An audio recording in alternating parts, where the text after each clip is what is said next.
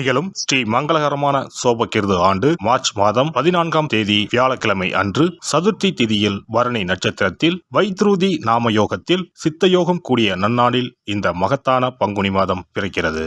பிறக்கும் இந்த பங்குனி மாதத்தின் கிரக நிலைகளை பார்க்கும்போது மேசத்தில் குரு பகவானுடன் இணைகிறார் சந்திர பகவான். கன்னி ராசியில் கேது பகவானும் மகர ராசியில் செவ்வாய் பகவானும் உள்ளனர். சூரிய பகவான் புதன் பகவான் ராகு பகவான் மீன ராசியில் சஞ்சாரம் செய்கின்றனர். கும்பராசியில் சனி பகவானுடன் சுக்கிரன் உள்ளார். இம்மாத கிரக பெயர்ச்சி என எடுத்துக்கொண்டால் செவ்வாய் பகவான் மகரத்தில் இருந்து கும்பராசிக்கு பெயர்ச்சி அடைகிறார். சுக்கிர பகவான் கும்பத்தில் இருந்து மீனராசிக்கு பெயர்ச்சி அடைகிறார். சந்திர பகவானை பொறுத்தவரை மேசத்தில் ஆரம்பித்து 2.25 நாட்கள் வீதம் 12 ராசிகளை கடந்து ரிஷபத்தில் அமர்ந்து பலன்களை தரப்போகிறார். இம்மாத சிறப்பாக குரு பகவான் நீச நிலையில் இருந்து வக்ர நிலைக்கு மாறுகிறார். இதன் காரணமாக உச்ச பலன்களை அள்ளி தரப்போகிறார் குரு பகவான். இந்த கிரக அமைப்பினால் உங்கள் வாழ்வில் ஏற்படக்கூடிய சுப மற்றும் அசுப பலன்கள் என்ன என்பதனையும், அசுப பலன் ஏற்படுமாயின் ராசிக்காரர்கள் செய்ய வேண்டிய பரிகாரம் என்ன, வழிபட வேண்டிய தெய்வம், வழிபடும் முறை என்ன என்பதனை பற்றி விரிவாக காண்போம்.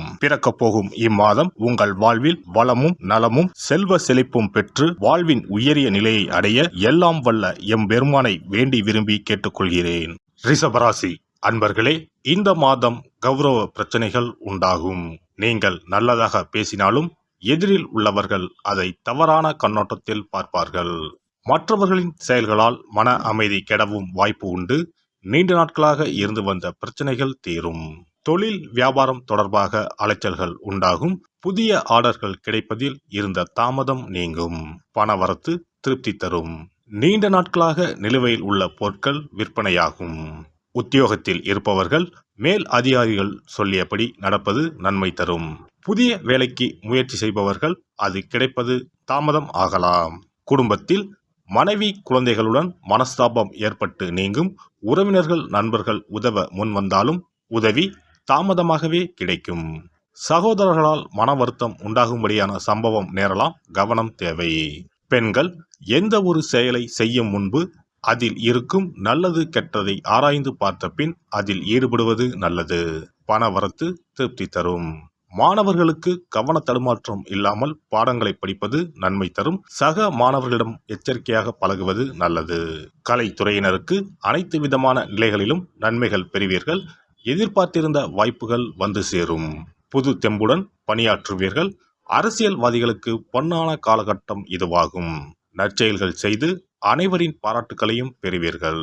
அரசு வேலைகள் செய்யும் போது கவனம் தேவை. நட்சத்திர பலன்கள். கார்த்திகை 2, 3, 4ஆம் பாதங்கள். இந்த மாதம் பிள்ளைகளிடம் கவனமாக எதையும் எடுத்து சொல்வது நல்லது.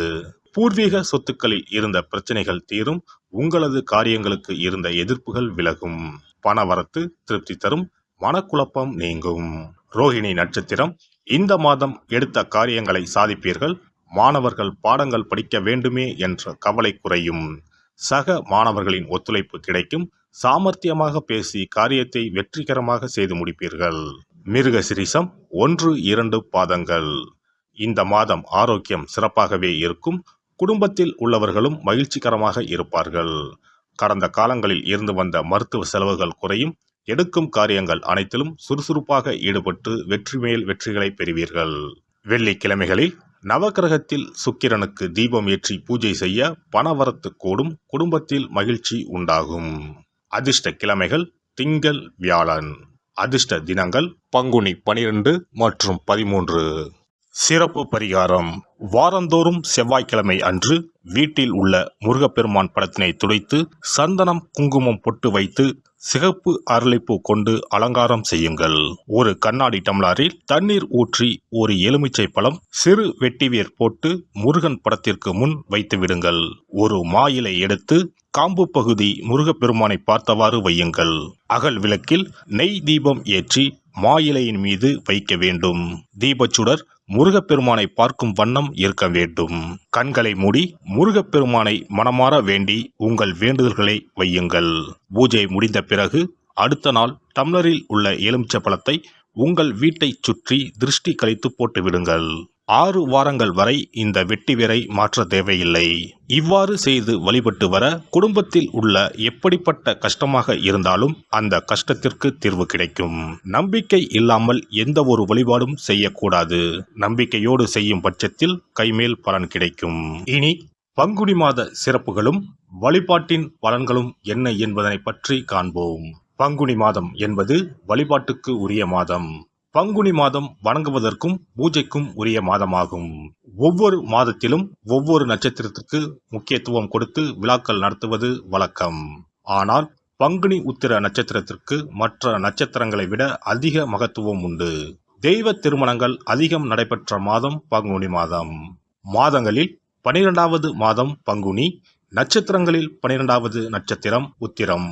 12வது மாதமான பங்குனியும் 12வது நட்சத்திரமான உத்திரமும் இணையும் புனித நாள் பங்குனி உத்திரம் என்று கொண்டாடப்படுகிறது.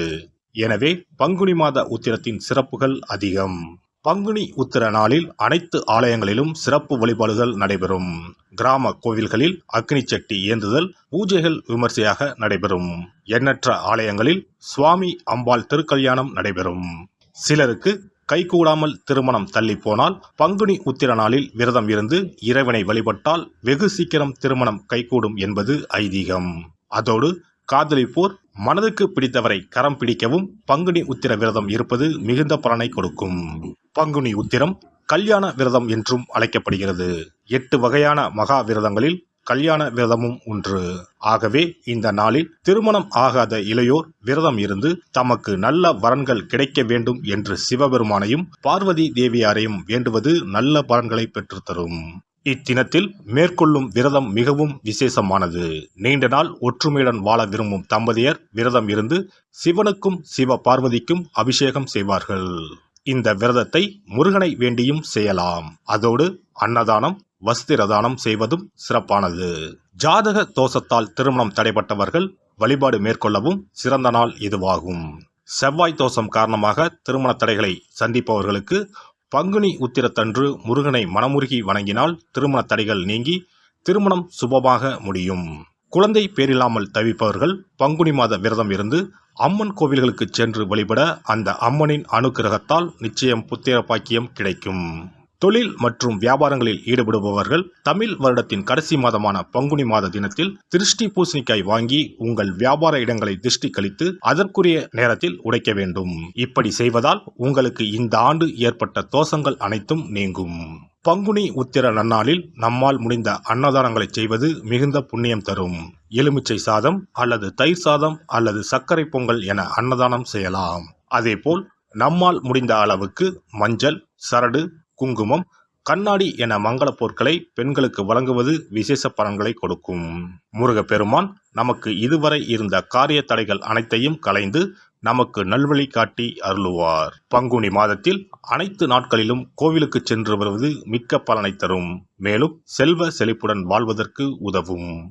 எல்லாம் வல்ல இறையருளால் நீங்களும் உங்கள் அன்பு குடும்பமும் உடல் நலம், நீலாயுள், நிறை செல்வம், உயர் புகழ், மெய்ஞானம் ஓங்கி வாழ்க வளமுடன்.